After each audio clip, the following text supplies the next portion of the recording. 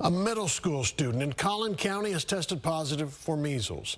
The student attends Willow Spring Middle School in Lucas, that's east of Allen.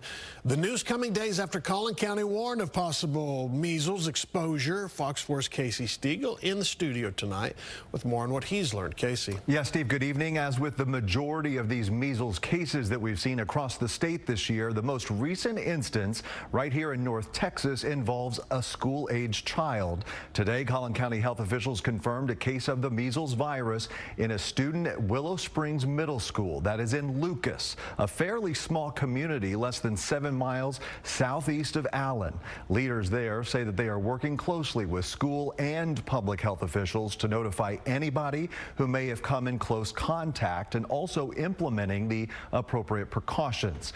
They're also asking families to make sure everyone's vaccination status is current. Now, Fox 4 reached out to the Lovejoy ISD to see what impacts this could have on campus, but we did not hear back.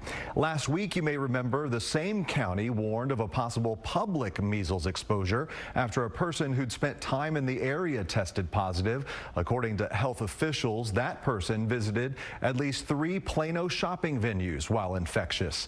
Anyone who went to the Dollar Tree on K Avenue, the Ross Dress for Less, or the Walmart store on North Central Expressway back on April 10th and April 11th are urged to monitor themselves for symptoms.